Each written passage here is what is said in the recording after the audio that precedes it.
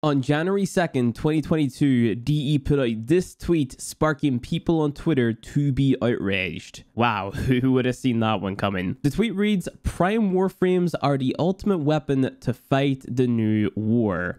Here's how to earn them during Prime Resurgence, along with some other helpful tips." The tweet goes on to link a page on the Warframe website titled "Everything You Need to Know for the New War," which goes on to talk about Warframe's Prime Resurgence event, linking to a page covering Aya and Regal Aya. One reply to this specific tweet reads, "False advertising! There isn't a single enemy in the new war higher than level 20, with most being around 15.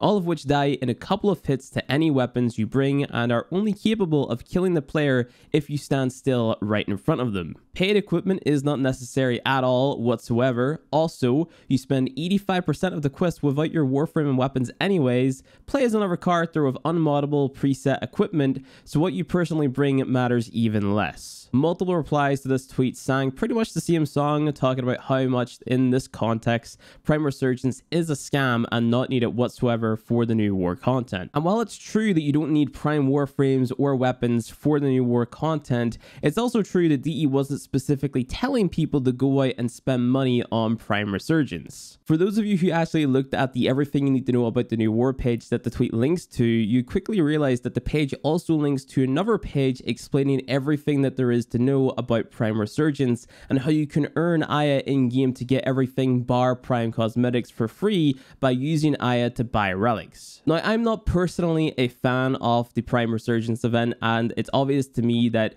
DE did release Prime Resurgence leading up to the major update of the year, knowing that it would get more traction than at any other time.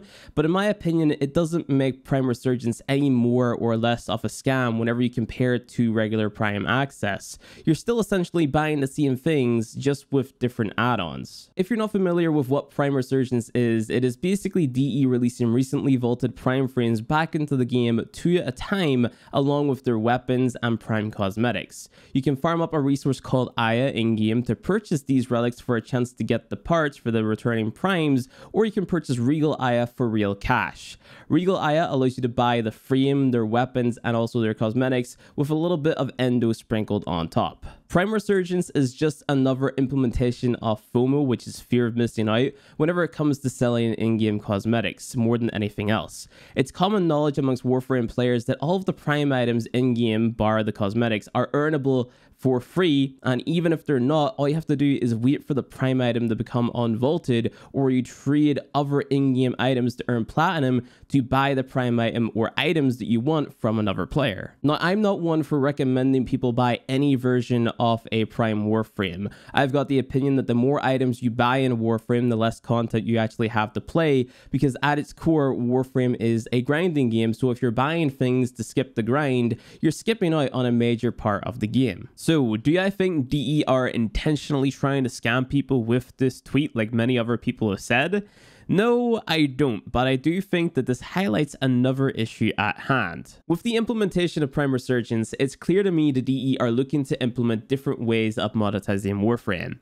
Whether or not that is a good or bad thing is up to you to make your own mind up about, but as long as I don't ever feel forced to spend money on Warframe, I'm comfortable with whatever DE decide to implement into the game, but that doesn't mean that I don't think that they can do better. Take for example Nightwave. Nightwave is essentially a season pass for Warframe that at the beginning came loaded with its own story, exclusive cosmetics. Hell, DE even went out of their way to add a new character to the game, new voice acting and everything, but they never decided to monetize Nightwave in any way, shape or form, like for example adding a premium pass. I personally think that that's a missed opportunity. All they'd have to do is make it so you can purchase the premium pass with platinum and load it with a bunch of cosmetics, be that 10th-gen skins or deluxe skins, and add in slots for newer players. It would be a no-brainer because you still give the players the option to play free-to-play or invest in a premium pass for some extra slots and potentially exclusive cosmetics. Of course, the cosmetics that the Nightwave Premium Pass provides would have to genuinely be good,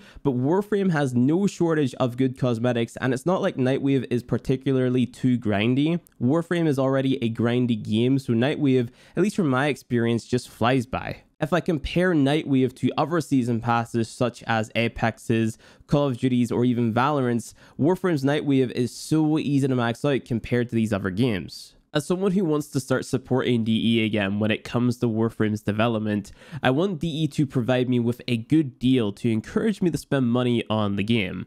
As of recent, I've been enjoying the game more than I have in the past couple of years, so it only makes sense for me to let DE know by voting with my wallet. I pretty much only ever buy Prime accessories and 10 regen cosmetics. I very rarely buy the most expensive version of Prime Access and only ever buy Platinum if I get a 75% discount, but that's getting rarer and rarer every single time I play the game. With more and more people getting into Warframe and knowledge surrounding the game becoming more accessible, it makes a lot of sense that a larger majority of players are going to opt to not spend money on the game because most people know you can get everything in the game that's meaningful for totally free. That's something not a lot of developers can say. The only other free-to-play games that I support outside of Warframe are Apex Legends and Valorant. In Apex, I've got like 7 heirlooms and I bought more Valorant skins than I'd like to admit, but that's because I enjoy the core gameplay of those games. I enjoy the core gameplay of Warframe as well, but I still think that I could enjoy even more if DE implemented something like raids, for example, which would prompt me to spend more money on the likes of 10 regen cosmetics, but hey, that's me. Speaking of buying things in video games, you can help fund my heirloom collected addiction in Apex by dropping a sub to the channel and liking the video. It helps out a lot. Maybe even drop me a Twitch Prime sub over at twitch.tv/iflin while you're at it. I'm live pretty much every day. There's not many other ways that DE could monetize Warframe outside a season pass and more cosmetics, at least from my perspective.